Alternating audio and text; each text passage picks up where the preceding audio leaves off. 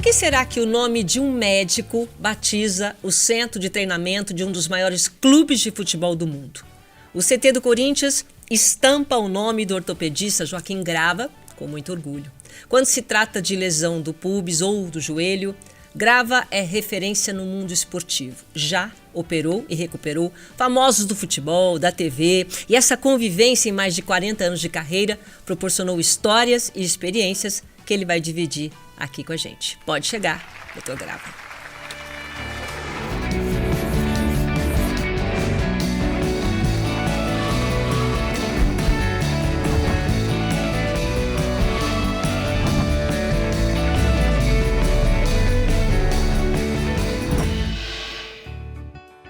Tudo bem? Tudo bem, Silvia. Obrigado pelo convite. É um prazer estar aqui, conversar com você. Quanto tempo, né? Bastante tempo, né? Faz tempo. A gente tem uma amizade de longa data. Longa data.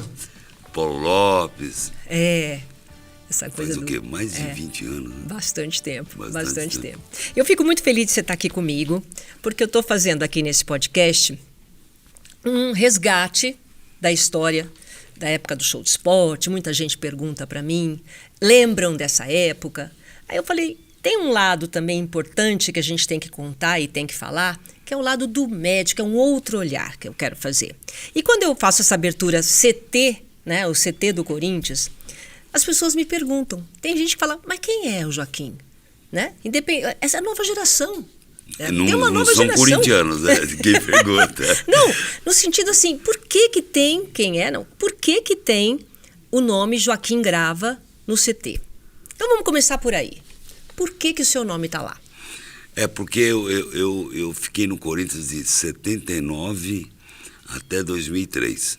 Aí eu fiquei fora do futebol em 2004, 2005. Fui para o Santos em 2006 e 2007. Com a ida do Vanderlei lá para o Santos, e eu ajudei o Vanderlei naquela época terminar o centro de treinamento do Santos. E quando o Andrés assumiu o Corinthians como presidente, ele me convidou para voltar como consultor do Corinthians, não um médico ativo do dia a dia, indo fazer jogo. Aí eu voltei para o Corinthians. E aí um dia eu e o Antônio Carlos conversando, o Antônio Carlos Zago, que era o nosso diretor, o Zago falou, você vê, trabalhamos no Santos de um belo CT e o Corinthians não tem. Vamos fazer um centro de treinamento? Eu falei, vamos. Aonde? Aí nós fomos conhecer um terreno, que eu tinha ficado até 2013 no Corinthians, mas não sabia que existia, que é ali na Ayrton Senna, aquela rodovia que vai para o aeroporto. Aí chegamos lá, nós vimos um centro de treinamento que o Corinthians tinha lá. Eram 2 campos, tinha um barracão de zinco, que era o vestiário. Container. Tá. E tinha um container para a imprensa. Eu falei, mas esse é o centro de treinamento do Corinthians, que eu não conhecia. Que tinham feito esse centro de treinamento em 2005. Não estavam utilizando o centro de treinamento de Itaquera. Aí o Andrés falou, vamos construir um centro de treinamento. E aí eu comecei a me dedicar para construir o centro de treinamento. Aí eu fui atrás de toda a documentação do terreno que foi cedido pelo Estado, consegui levantar tudo. Aí eu fui atrás de patrocinadores para começar o CT, porque o Corinthians não tinha dinheiro. Não, e o Corinthians não tinha CT. Eu lembro que você se impressionou com isso, né? Me impressionei com isso. Vamos explicar o que é um centro de treinamento? Por que é importante ter? O centro de treinamento, veja bem, ele é importante pela mudança do futebol. O futebol até 1986 ele era mais técnico, e aí ele começou, a partir da Copa do Mundo, a ser mais físico. Você necessita e necessitava naquela época de uma alta performance do jogador de futebol. Deixou de ser romântico para ser físico. Romântico? Era romântico, né? Pegava a bola, matava no peito, jogava do lado. Praticamente você não vê isso hoje, né? Não. É um contato físico muito grande. E aí, eu já conheci alguns centros de treinamento no mundo nesse tempo que eu fiquei fora. Você aproveitou para aprender um monte de coisa? Aproveitar, ver o que o centro de treinamento precisa. É que eu sempre falei, não existe um engenheiro que saiba fazer um centro de treinamento. Um arquiteto que saiba fazer um centro de treinamento. Especializado. Para você fazer um centro de treinamento, você precisa trabalhar no futebol para saber o que necessita. Sim. E aí, vamos fazer, e começamos a construção, porque no futebol de hoje, você não consegue ter uma equipe, recuperar um atleta pela quantidade de jogos, quantidade de treinos, se você não tiver um centro de treinamento. Porque o atleta precisa treinar, precisa descansar, uma alimentação, que hoje mudou muito a alimentação de quando eu comecei na medicina esportiva, né, no futebol. E o centro de treinamento é ideal. E um clube, para ele ter uma retrospectiva boa, uma alta performance, realmente ele precisa ter um centro de treinamento. E aí nós fomos construindo. Então hoje nós temos um centro de treinamento que tem 4 campos. E campo, ter campo também é importante, né? Tem que ter, porque a utilização de um campo só, a grama vai embora, né? E é verdade que antigamente, quando você detectou que precisava de um centro de treinamento, é verdade que só tinha o quê? Tinha uma pessoa só tomando conta de tudo, quer dizer, como é que era antes? Antes de você fazer um centro de treinamento, como é que era? Lá não existia. Não tinha nada, né? Não tinha nada. O time se Mas trocava. só o Corinthians que não tinha ou não tinha? Não, vários times não tinham. Depois que o Corinthians fez, vários clubes começaram a fazer. Hoje o Fluminense tem, o Vasco tem, o Flamengo tem. Bem, o né? Palmeiras ampliou o centro de treinamento dele. Agora descobriram o que precisa. Porque os pioneiros de centro de treinamento, o primeiro clube que teve um centro de treinamento no Brasil foi o Cruzeiro, que é a famosa Toca da Raposa. Uhum. Inclusive eu concentrei lá com o Corinthians, concentrei com a seleção brasileira lá. E depois veio o São Paulo. Tá. Aí o São Paulo, além do centro de treinamento, foi pioneiro na fisiologia, no departamento de fisioterapia. Os clubes não tinham. A fisioterapia praticamente lá, quando o São Paulo fez, não existia. Começou um pioneirismo com o Rosan, que era o fisioterapeuta de São Paulo.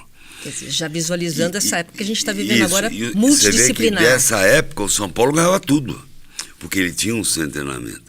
E o São Paulo no Brasil, e o Cruzeiro também, era uma referência para a recuperação de atletas, porque tinha tudo ali que você precisava. Tinha restaurante, piscina, fisioterapia, fisiologia. E isso é necessário no futebol. E o Corinthians só treinava no Parque São Jorge. E não tem mais essa. Você não consegue mais o jogador treinar de manhã, ir para casa, almoçar, ou muitas vezes ele come um lanche num restaurante perto ou numa padaria, come mal e retornava para o treinamento à tarde. E numa cidade de São Paulo também, mesmo se você quiser almoçar em casa, um jogador que mora em Alphaville, não dá para sair do Parque São Jorge, almoçar em Alphaville e voltar. Porque ele precisa de um descanso também. Então essa é a grande necessidade no centro de treinamento. Você tem orgulho lá, né? E uma coisa que eu fiquei impressionado, que na época, né, em 89, o Corinthians foi fazer uma excursão para o Japão, 1989. E nós fomos numa cidade chamada Nagoya. E nós fomos treinar na sede desse time. Era impressionante o centro de treinamento que eles já tinham. Já. 1989. Visualizando já Por quê? futuro. Quando o Zico foi para lá, o Zico foi a grande contratação, revolucionou o futebol japonês, depois foi o Alcindo. Eles já estavam se preparando. Então, lá fora, eles faziam o centro de treinamento para criar um time. Aqui era diferente. Você criava um time sem fazer um centro de treinamento. Primeiro tinha os ídolos, os atletas, para depois pensar. Péssimas condições. Entendeu? E o centro de treinamento que o Corinthians tinha, que falavam que era centro de treinamento, era vergonhoso. Né? Vergonhoso. Você Depois falou eu vou te contar a história quando o Ronaldo foi lá conhecer esse centro de treinamento. Eu ia até puxar do Ronaldo. Você falou do Cruzeiro, tem uma foto, né? Eu estava olhando uma foto do Ronaldo, quando começou no Cruzeiro, magrinho e tal. Depois, quando ele foi para o PSV, já troncudo, né? Cresceu os músculos dele. E aí, depois ele sofreu bastante com o joelho, ele teve problema com o peso, enfim. O que aconteceu? Essa massa muscular que ele ganhou rápido demais, isso fez mal? Até quanto isso prejudicou? Até para a gente poder trazer ele para cá. Inclusive existiam boatos que ele tomou hormônio, nada disso. Você é muito amigo dele, né? Se você... pegar uma imagem, né? Tem outros vários jogadores. Você pegar a imagem do Romário na idade dele é a mesma coisa.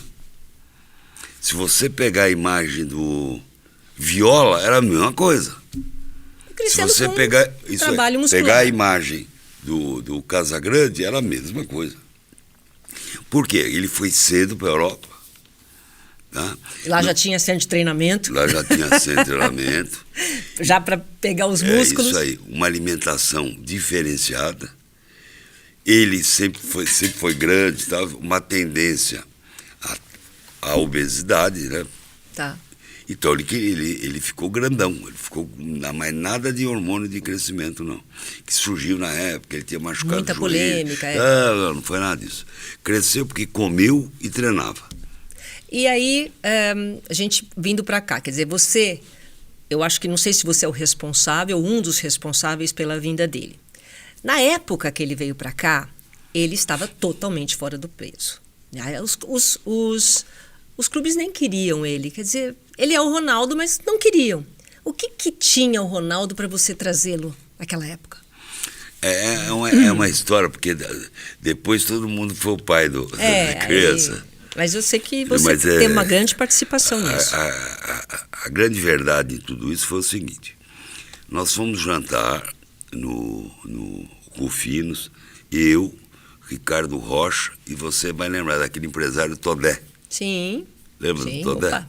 Aí nós estamos jantando e nós tivemos, e o Todé e o Ricardo Rocha tiveram a ideia, tá, de conversar sobre o Ronaldo.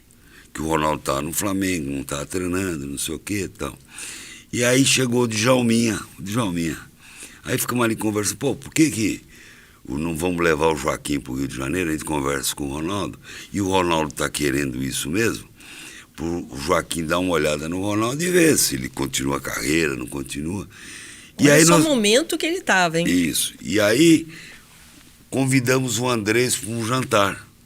Uns dias depois, o Andrés foi, jantamos, o Andrés falou, vamos lá, mas não dá, como é que eu vou trazer o Ronaldo? Mas, bom, resumindo, nós fomos para o Rio de Janeiro, eu, o Todé e o Andrés. Nós fomos para o Rio de Janeiro, chegamos na casa do Ronaldo, eu apresentei o Andrés para o Ronaldo já conhecia tanto o Todé como eu, que eu trabalhei com ele na seleção brasileira. Aí conversamos, e aí eu fui reservadamente com ele e com o Bruno Maziotti, que é o nosso fisioterapeuta hoje no clube.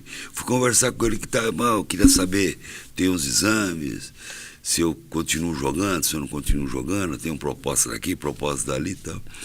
Estava acima do peso. Aí eu examinei, vi e falei, Ronaldo, você tem um lado muito positivo no seu joelho. Você não tem lesão na cartilagem. Porque o grande problema de um jogador de futebol ou qualquer outro esporte é a lesão da cartilagem do joelho. Ele teve as lesões tendinosas, que foram submetidas à cirurgia, mas a cartilagem estava íntegra. Falei, olha, por mim, você volta a jogar. Tá. É perder um pouco de peso, entrar em forma. O Bruno falou, eu também concordo, tal. Aí nós fomos para a varanda, aí chegou na varanda, ele sentou, e aí, como é que foi? Não, perfeito, dá para jogar sim. Aí o Ronaldo falou, e aí, presidente, quer me contratar? Ei. Falou para o Andrés. Não, mas não tem dinheiro, tal. Não, mas vamos conversar sobre isso. E aí começou a contratação do Ronaldo. E aí eu retornei para o Rio de Janeiro, que eu ia num curso do Parreira, esqueci o nome do curso, ia dar uma palestra, e aí encontrei com o preparador físico lá, que seria o preparador físico do Corinthians, na época do Mano, Flávio de Oliveira. Fizemos um programa de treinamento, aí contrata, não contrata, tinha muita gente contra no Corinthians. Sim, a contratação uma polêmica grande. Muita gente contra. Até mas o Andrés bancou. Bancou. Né? O Andrés falou assim, o Andrés tem personalidade, ele banca mesmo. Banca mesmo.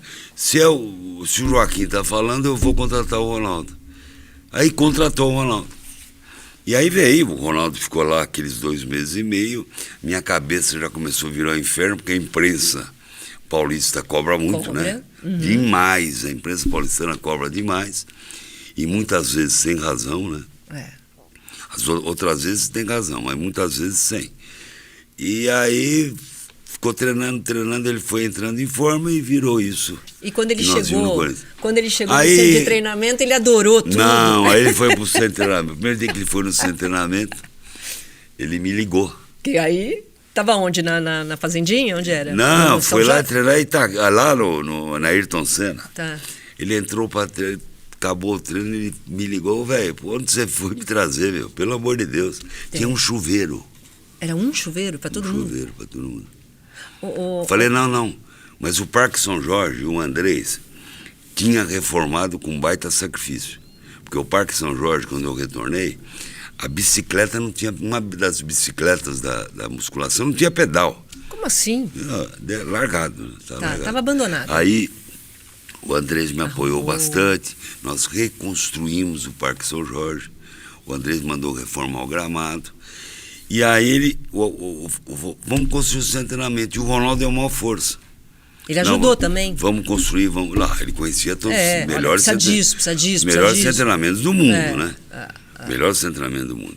E aí, com reuniões com o arquiteto e tal, ele sempre foi e dava as opiniões dele.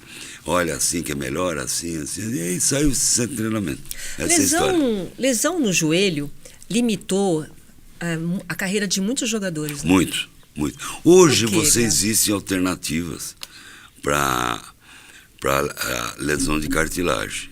E você... Sempre quando a gente fala lesão do joelho, é lesão de cartilagem. Prolongar a carreira do jogador, né? Na época atual. Lá atrás, não. Lá atrás, na década de 70, 80, 60, a grande dificuldade era o diagnóstico. Porque quando eu comecei no futebol, Silvia, só tinha raio-x. Poxa, evolução, né? Não, só tinha raio-x. O ultrassom apareceu em 84, 85, para a parte de obstetrícia, não era nem para a parte muscular. Aí veio a tomografia, aí veio a ultrassonografia de músculo esquelético, aí veio a ressonância magnética. Até 96 você fazia o diagnóstico no exame clínico. E antes de 70, na década de 70 e antes de 70, não existia uma técnica para lesão de ligamento cruzado anterior. Então, muitos atletas que lesavam o ligamento, você fazia uma cirurgia achando que era um menisco. Ah, porque antes era menisco só. Menisco. Tudo era menisco. E existiam livros, que isso é acadêmico, não sei o que estou falando, que falava assim, se o jogador, nós temos 2 meniscos no joelho, tiver uma suspeita de lesão de menisco e você for fazer uma cirurgia, no menisco medial, vamos aproveitar e tirar o lateral. Era que nem a amígdala que a gente ia, quando era pequeno, já ia assim, os 3 filhos, já fazia de carreirinha, todo mundo tirava a amígdala. Todo mundo tirava a amígdala. E o menisco, né, ele é o amortecedor do joelho, né? É ele que protege as cartilagens do fêmur e da tíbia que formam a articulação do joelho. Então, quantos jogadores, na faixa etária de 24, 25 anos, pararam a carreira por causa disso? Exatamente. Hoje, quer dizer, dá para prolongar. Você quer um chazinho? Esse aqui que eu vou te dar, ó. Aceito. Eu vou te dar. Esse aqui é o Fit Chá. Deixa eu te mostrar. Mas não pode dar sono, porque ontem eu fiquei vendo a vitória do meu time. Olha aqui. E eu fiquei tão excitado que eu não consegui dormir. Esse amarelinho é para de manhã, à tarde já é para ficar bem, e à noite esse aqui tem um azulzinho à noite, né? Então vamos tomar esse aqui. Vamos sim. Vou pedir para a Bruna, daqui a pouco ela vem aqui e serve para nós aqui. Esse aqui é uma delícia, mas é para dar, né, energia mesmo. Esse dá gás. Ou grava. Quando fala em prevenção... Não, dá gás e emagrece, hein? Hã? Ele dá um upgrade na gente. Aqui, é fit, tudo para emagrecer. Não, você toma emagrece. de manhã, uma tarde e uma noite, tá? Então vou tomar isso aqui de hora em hora. Então. Não. Olha que maravilha. Vamos colocar aqui. Eu gosto desse porque tem uma coisa de gengibre, adoro.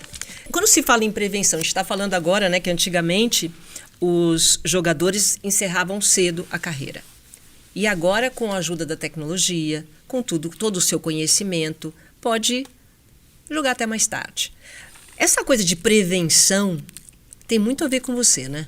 É no muito futebol, importante. principalmente. Não, é muito importante. Você que implementou isso É daí, muito colocou importante. tanta Para você coisa. ter uma ideia, em 1987, os jogadores começaram a apresentar e com uma queixa na região do pubis, uma queixa que ninguém tinha, nunca tinha tido.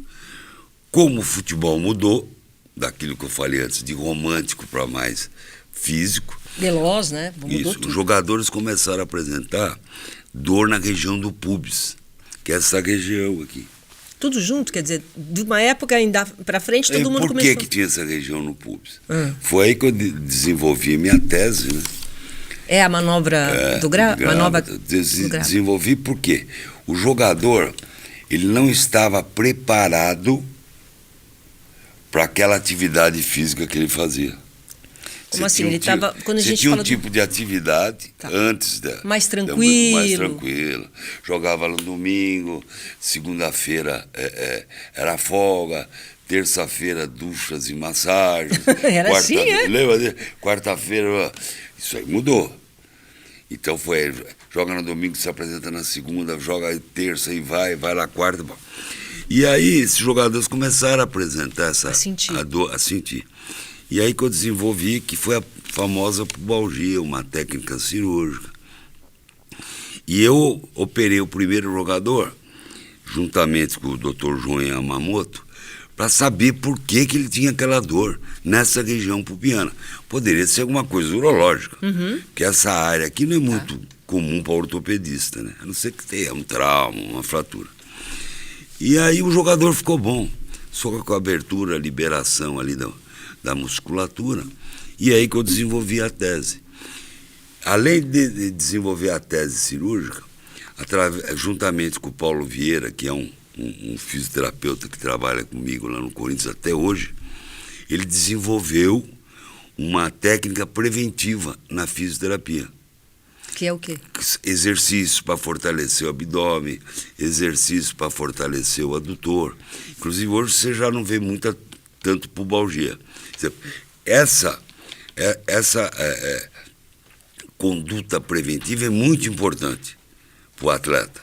Não só para o atleta, como para o clube também.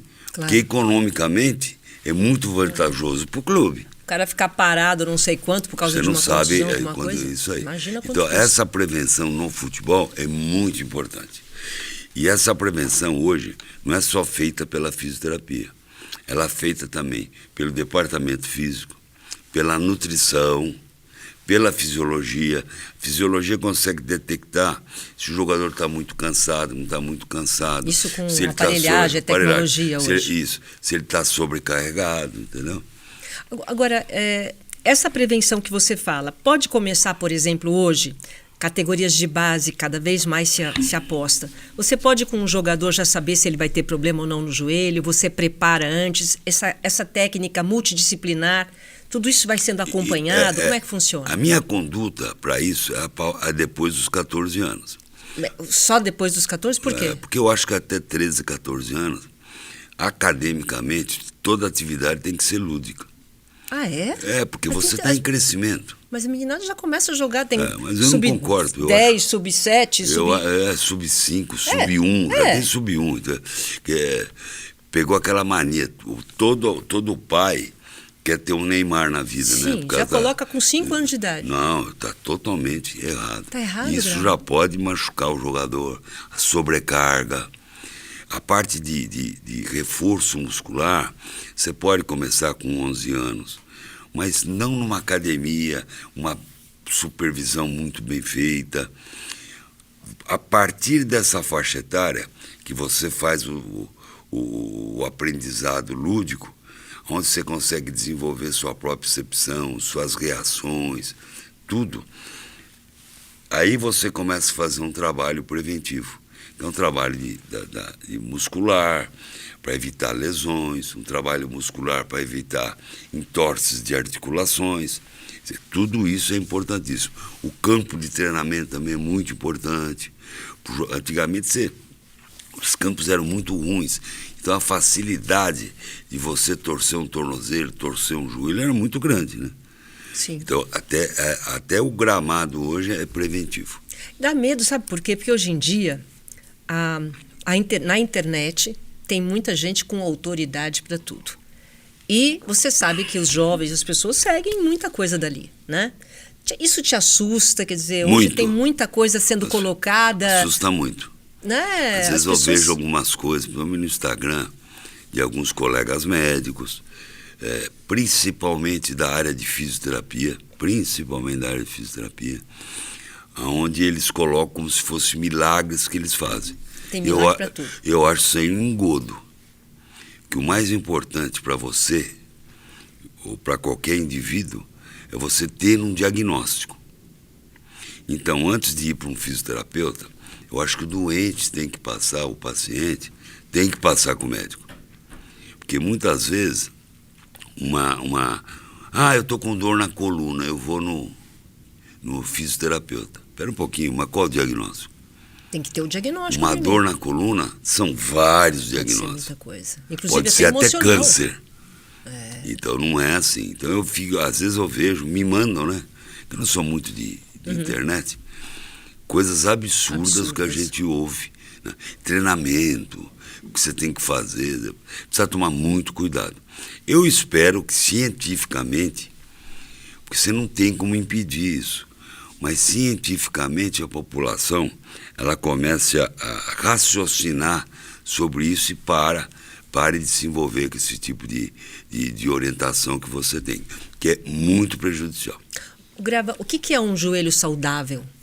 Porque qualquer treinamento, por exemplo, a pessoa, não sei qual é o esporte que lesa mais, se a criança quer jogar tênis, um jovem já, vai jogar tênis, basquete, qual que é o esporte que lesa mais e o que é um joelho saudável? Como é que a gente faz para curtir? Joelho saudável é aquele que não está doente. Mas não está, mas de repente está. Você sobe uma escada, fui naquela escadaria de Sumaré, ali, subo e desço aquilo ali. Mas eu preparei o meu músculo. Não, para você ter um joelho saudável, você tem que ter um complemento muscular para manter a estabilidade da articulação do joelho,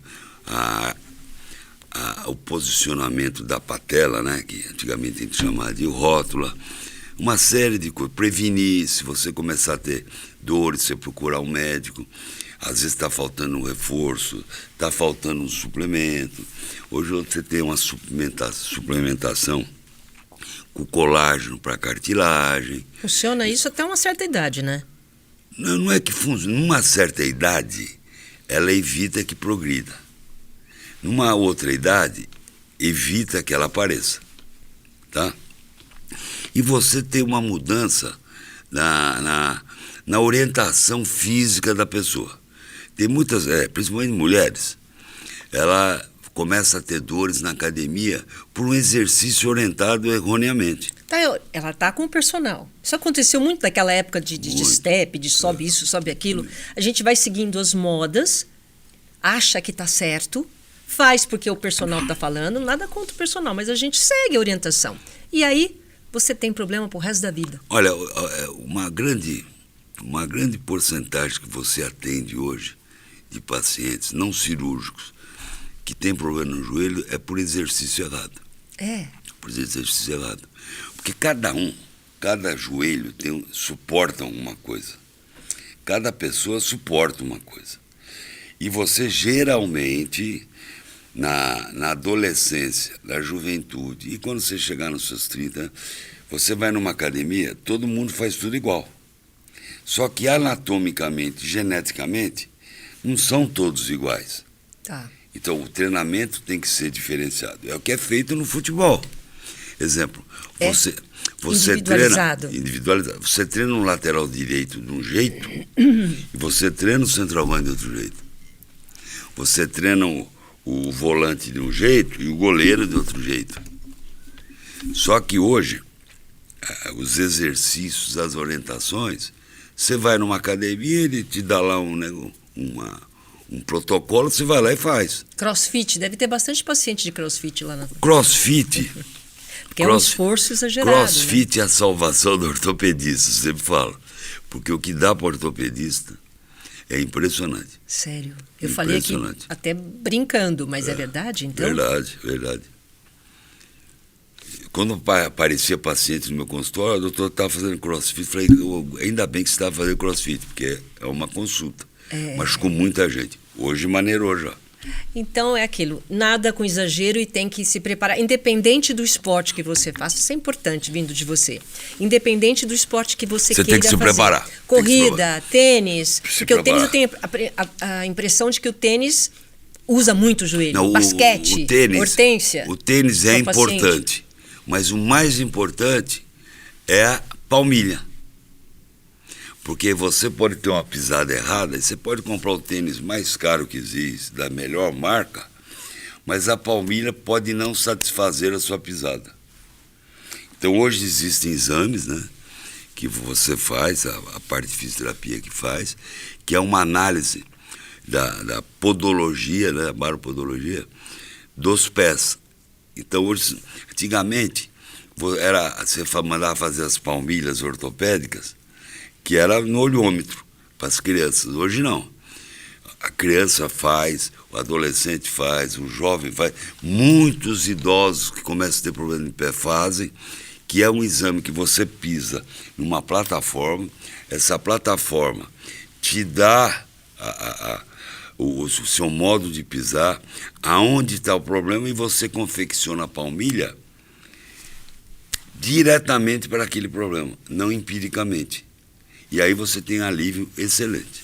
Tratando-se então, só para a gente fechar esse assunto, tecnologia, está tudo de ponta em relação a isso, cada vez mais existe uma evolução, então anda junto, cirurgia, tudo que a gente tem e a ciência está trabalhando para nosso benefício. Tem muita coisa nova?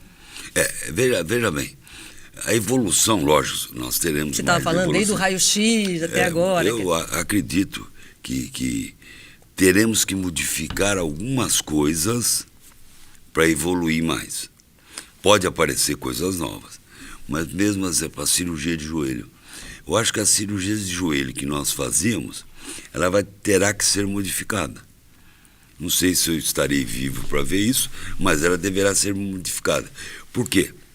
A exigência que você tem hoje para um atleta é diferente da técnica cirúrgica que você programou lá atrás.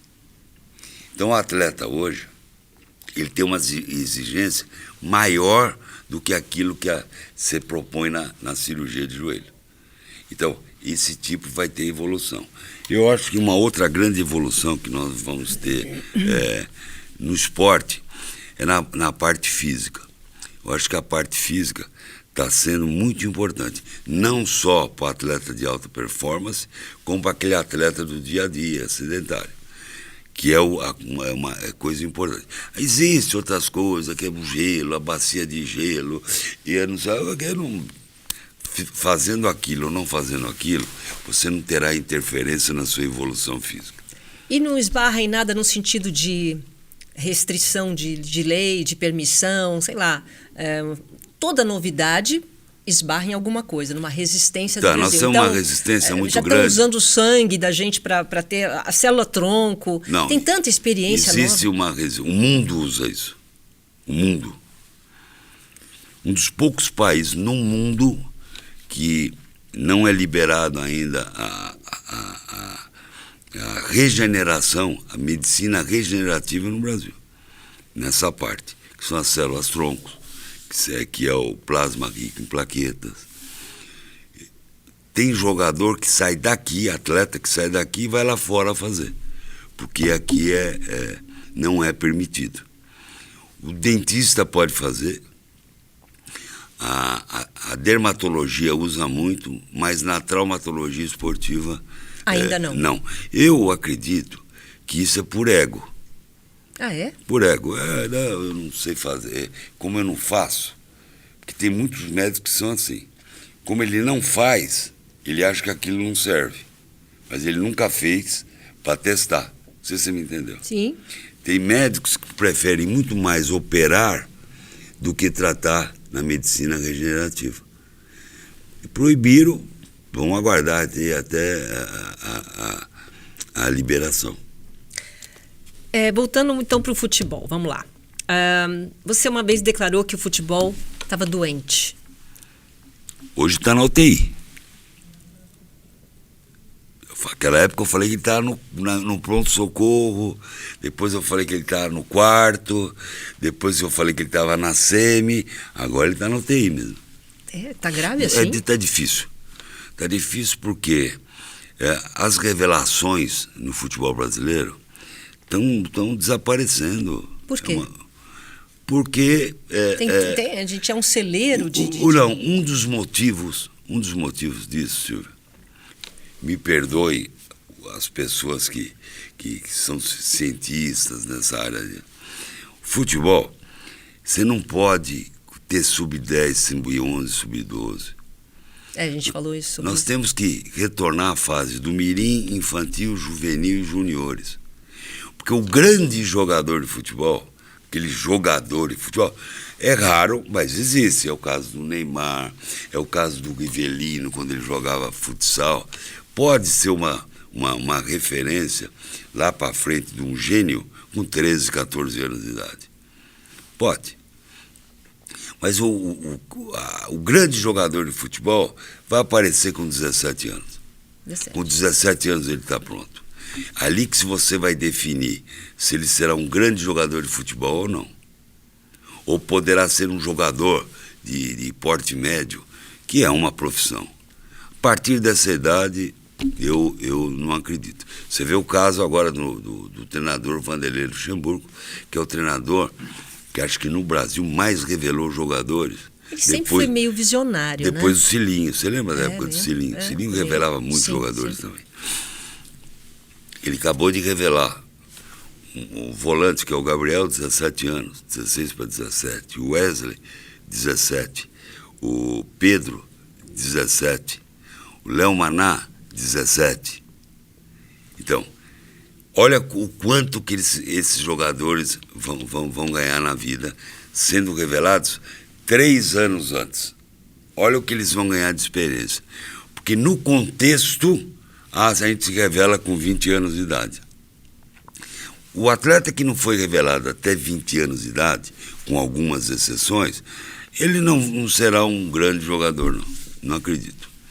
E como é que faz no bastidor? Como é que administra os egos todos? Porque antigamente, acho que eu sentia um pouco mais de coletivo. Hoje, você mesmo falou, existe aí um tratamento diferenciado para cada um. O ídolo é tratado de uma forma.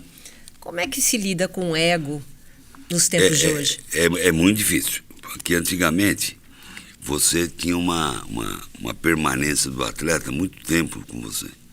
Por exemplo, o Ronaldo Goleiro ficou comigo só no profissional 11 anos. Marcelinho Carioca, 8, Neto, 8. Então, esses jogadores ficavam com você.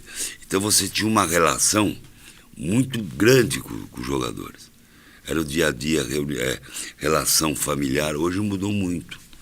Hoje, não é muito comum um atleta ficar muito tempo num clube. Vai embora. Fica 1 ano, vai embora, fica 6 meses, vai embora. Então, essa permanência que o atleta fica no clube dificulta esse tipo de relação. Tá? E o próprio sistema, hoje, do jogador de futebol, você trabalhou naquela época, você assistiu um treino do lado do campo. Do lado do campo. Você, na época da Band Esporte, você chamava um jogador e ia te dar entrevista. Na hora, ali no campo mesmo, você ligar para ele mesmo. Para ele mesmo. Olha, o Sócrates, eu queria fazer uma entrevista. Quando, Silvio, então vem aqui. Hoje não. Hoje, para você levar um atleta para dar uma entrevista, você tem que falar com a assessoria de imprensa. A assessoria de imprensa tem que pedir liberação para o clube. Aí o empresário não quer. Então, complicou mais. Um conflito de interesse muito grande, né? Então, isso talvez, dependendo do jogador, te traz um ego muito grande. Ele está se achando mais importante do que ele é. Do que deveria. Entendeu? Ô Grava, você é um homem muito elogiado, mas também muito criticado algumas vezes. Como é que você lida com isso? Olha, as críticas, se elas são críticas corretas, eu aceito, porque todo mundo tá sujeito a críticas, todo mundo erra, eu aceito, mas eu não aceito críticas injustas. Aí eu me sinto mal. Porque eu acho que é melhor nem elogiar e nem criticar. Eu acho que você tem que fazer uma análise para você criticar alguém. Não é só o Joaquim Grava, não. Qualquer pessoa. Porque a crítica injusta, ela te machuca, né? Também quando você não pode falar. A crítica injusta te machuca. E quando você comprova que essa crítica é injusta, você não tem tempo de resposta, porque ninguém vai te ouvir. Ninguém dá bola. Todo mundo vai dormir com a crítica injusta. Na sua carreira, qual foi seu maior desafio? Não especificamente como médico, mas essa sua paixão aí pelo futebol, qual foi teu maior desafio? Meu maior desafio foi se tornar médico, né? Ah, é?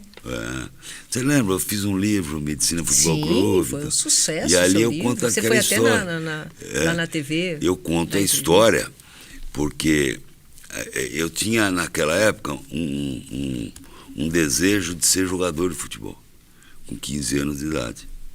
Felizmente eu machuquei o joelho, que naquela época todo mundo achava que era menisco, né? Tinha 15 anos de idade, estou com 72, há quanto tempo atrás? E operei, para variar, não deu resultado.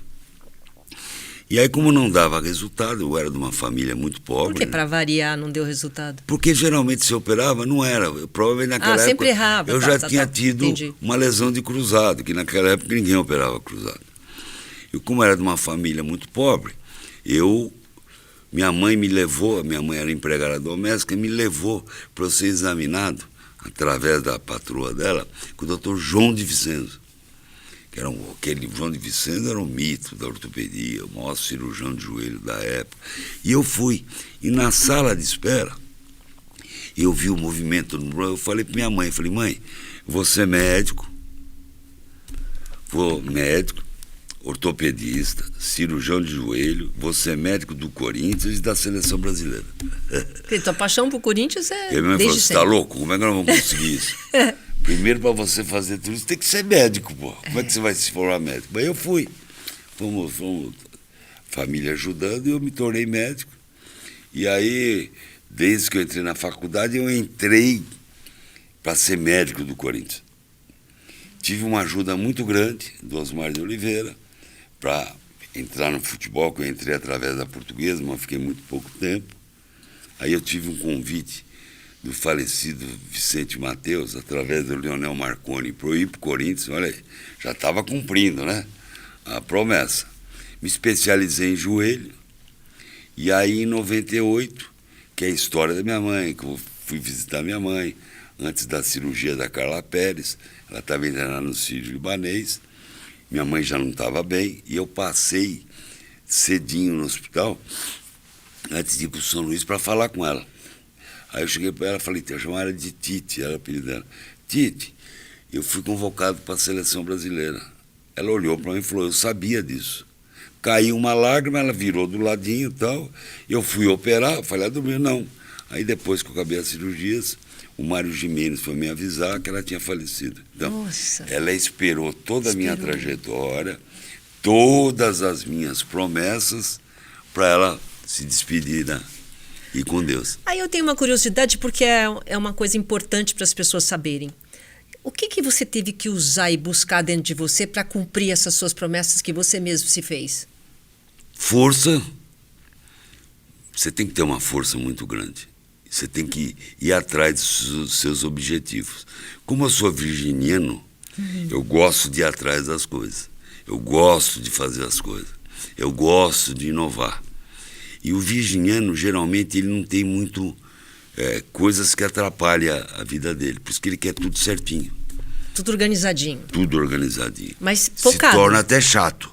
Focado. Tem que ter foco. Focado. Se não tiver foco, não consegue nada. Porque você falou, por exemplo, o negócio, quando você colocou na tua cabeça que você ia fazer o CT, você ficou lá direto só fazer aquilo. Quer dizer, o segredo é esse, põe um objetivo e sai do foco. Por isso que o virginiano sofre. Porque você sofre muitas vezes que você quer tudo certinho, tudo bem feito, e você tem obstáculos na vida. O virginiano, eu acho que é o signo que mais sofre por causa disso. A persistência do virginiano. Ele é, mas ninguém mais é, ele sofre. Ele quer fazer. Para você ter uma ideia, na construção do centro de treinamento, demorou 3 anos. 3 anos. Eu fiquei sem ir no centro de treinamento durante 3 anos, né? Dá 1000 dias, não é? Um pouquinho mais. Eu fiquei sem ir no centro de treinamento, na obra, acho que uns 70 dias, por aí. Natal e Ano Novo eu ia. Eu só deixei de ir na obra quando eu ia para o Congresso americano, que era em março, e eu ficava lá nos Estados Unidos 20, 21 dias. Então, todos os dias eu fui. Olha isso. Então, o segredo é foco. Foco. É estudar sempre. Né? Estudar sempre. Quem hoje o caminho da medicina esportiva, alguém que se inspire em você, tem uma leva boa aí, os jovens que tem, né? querem... alguém que se inspire em você, o que precisa realmente para seguir essa área? Primeiro é se dedicar, tem que estudar bastante, não tem jeito. E ter um pouquinho de ajuda e sorte. Porque, na verdade, não existe sorte na vida, existe sim. Na vida existe sorte. Acompanhado de bastante trabalho, né? Deus, né, é uma proteção. Será que Deus dá sorte? Me pôs Osmar de Oliveira no meu caminho. Eu conheci o Osmar de Oliveira. Grande Osmar. Eu conheci o Osmar de Oliveira na faculdade. Talvez se eu não tivesse conhecido o Osmar de Oliveira, que gostou de mim, pô, você é o cara, você é muito dedicado, será que eu seria o Joaquim Grava? Então tem os encontros também, mas a gente tem que prestar atenção. Isso. Né? Tem que prestar atenção. Então hoje um jovem que queira seguir o teu caminho, o que você daria de conselho para ele? Eu daria para ele fazer hoje, você tem que fazer uma residência, na minha época não tinha residência de medicina do esporte, né? Minha época tinha que ser ortopedista. Todos os médicos de clube eram ortopedistas. Hoje não necessariamente, pode ser até ortopedista. Mas hoje você tem a residência de medicina do esporte, porque na minha época era eu e o massagista, mas ninguém. Não tinha fisioterapeuta, o médico que prescrevia alimentação, era o médico que determinava o tratamento. Tratamento de fisioterapia, você tinha infravermelho, você tinha toalha quente, você tinha o turbilhão, e praticamente mais nada. Aí começaram o das curtas, o ultrassom, aí foi tendo essa evolução. Então, que ele faça a medicina esportiva, tá? A medicina esportiva hoje dá para se fazer em consultório, tá? E agora, para ser o Joaquim Grava, vai ter, né? Mas muito tempo assim, acho que é difícil, hein? E o que eu admiro bastante em você é o diagnóstico. Porque muitas vezes você não precisa nem do raio-x, você já olha, você tem o toque. É porque eu sou de uma outra época. Mas escuta. Hoje o aprendizado é diferente. Diagnóstico, você é ótimo em diagnóstico. Mas, Silvia, hoje o aprendizado é outro. Hoje você sobrevive de laudos de ressonância magnética. Tem gente que nem olha, só olha. Nem olha, não põe a mão no doente. Não põe a mão. Não põe a mão no doente. E muitas vezes, para quem quer trabalhar no esporte, não vê laudo. Porque o laudo assusta. Se você vê um laudo de um jogador de futebol, a descrição que o radiologista dá para um joelho de um atleta, não vou citar atleta aqui, mas tem atleta que praticamente... Pô, como é que ele joga? A chegada do João Vitor. O goleiro João Vitor. Ali, pelo jeito, o jogador do Internacional, melhor dizendo, tá... Cuesta. É o ombro. Quer dizer, mas o goleiro também sentiu ali... Se não tiver experiência suficiente para saber se ele está jogando, que ele é cabível ele continuar jogando, não através do laudo, então você tem que abandonar o laudo. Porque muitas vezes, um exemplo, o caso do Ronaldo. Se você lesse o laudo do Ronaldo, você ia falar, ele não pode jogar futebol. Nunca mais. Então, que o médico que vai seguir a parte esportiva seja mais próximo, tente fazer um diagnóstico melhor, deixa o laudo do cardiologista secundário, tá? Porque hoje não se pede nem mais raio-x. Não. Tudo vem ressonância. E querem ressonância. Outro dia uma paciente me pediu uma ressonância do corpo todo. Ah, é? Ela pediu, falou, me dá, que eu vou fazer? O doutor, só poderia me fazer uma ressonância do corpo todo? Cérebro, coluna cervical, tórax, cotovelo, ombro. Falei, mas por quê? Porque eu tenho dores em tudo. Falei, não, a senhora tem fibromialgia. E a ressonância não vai dar nada. Vai dar, mas só não está sentindo isso. Então só vai fazer esse tratamento. Isso. É outra... É outro... É outro acolhimento, outro tipo de medicina, né? O Grava, só para a gente já caminhar para o final, essa tua paixão pelo Corinthians é maior Desde pequeno. É maior do que você? Maior do que eu. É incontrolável, né? Não, é incontrolável. A única época que eu não sofri pelo Corinthians é quando eu sentava no banco. Por quê? Porque eu sou tão corintiano, mas tão corintiano, que eu tive que separar o Joaquim Grava do doutor Joaquim Grava.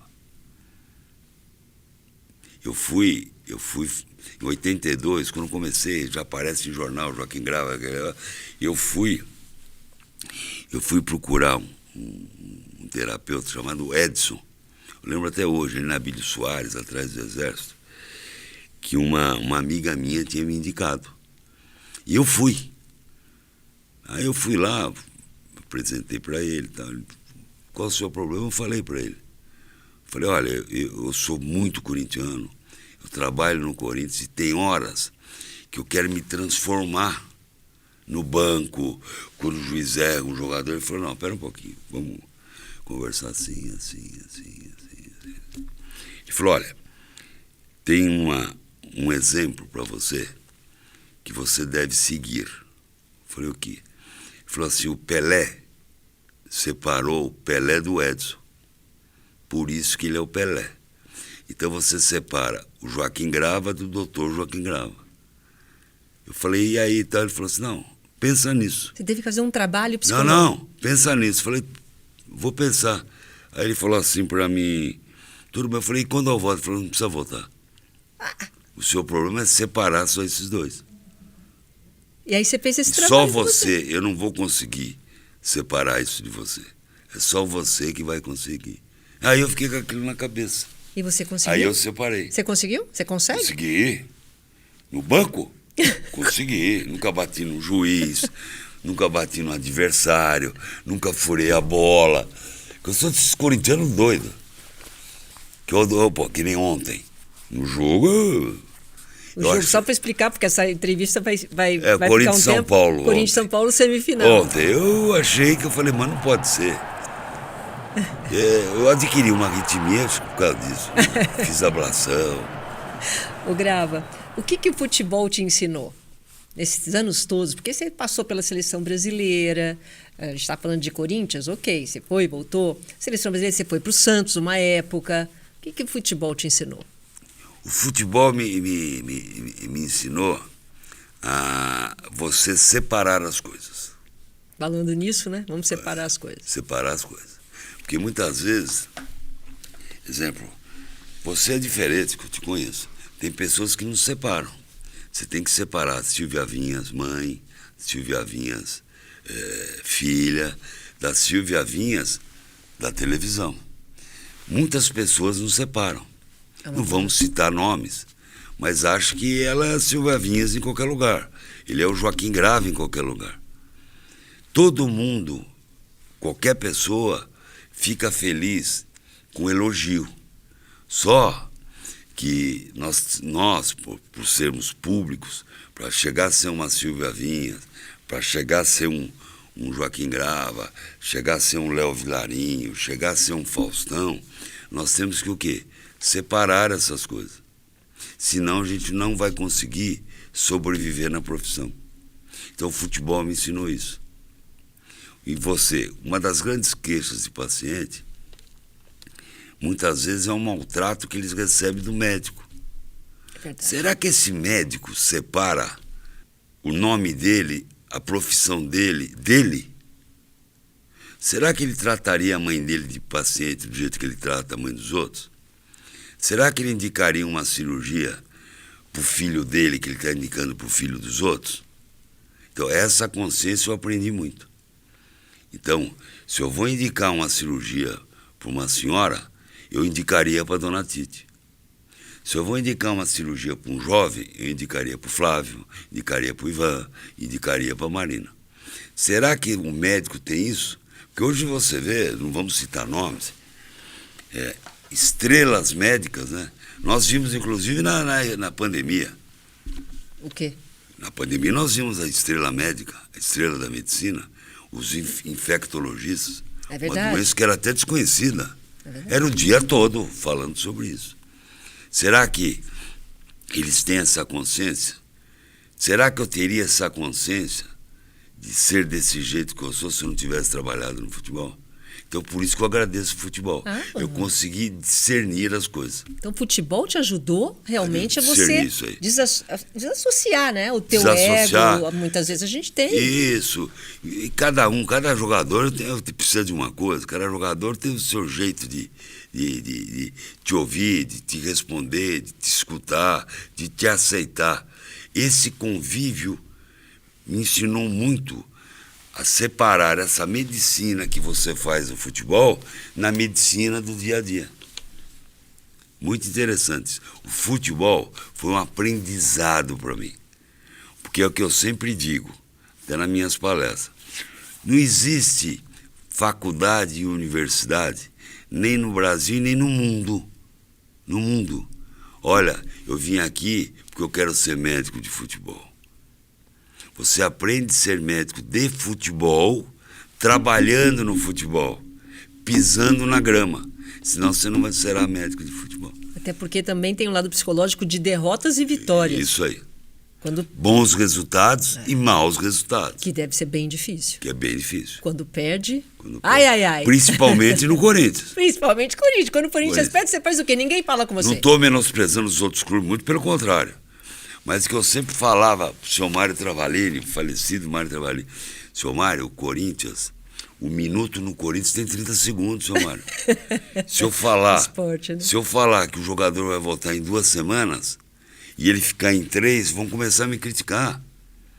Nos outros clubes pode ficar 4, 5, 6, 7. No Corinthians, não. Tudo é o médico. Então eu tenho que aumentar. 1 minuto... No Corinthians ou no minuto de atleta é 30 segundos? 1 minuto no Corinthians tem 30 segundos. Você tem que resolver. E uma coisa que se aprende no futebol. O médico do futebol, ele não tem que ver. Ele tem que antever. Ele tem que já saber o que vai acontecer. Uau! O possível de acontecer. Senão, ele vai ficar perdido. Ser médico do Corinthians é pior do que qualquer lugar. Não, a melhor coisa do mundo. Tá bom. Obrigada, querido. Obrigado Muito você. obrigada. Obrigado pelo chá. Obrigada por ter vindo. Você leva isso aqui. Obrigado, tá presidente. Bom? Estarei sempre aí. Muito Se precisar de obrigada. outra vez, eu venho. Obrigada, viu? Tá bom? E eu agradeço vocês também, a companhia de vocês, mais uma vez. A gente segue aqui no nosso Pode Chegar, sempre trazendo um bom bate-papo e aprendendo um pouco, tá bom? Obrigada e até a próxima.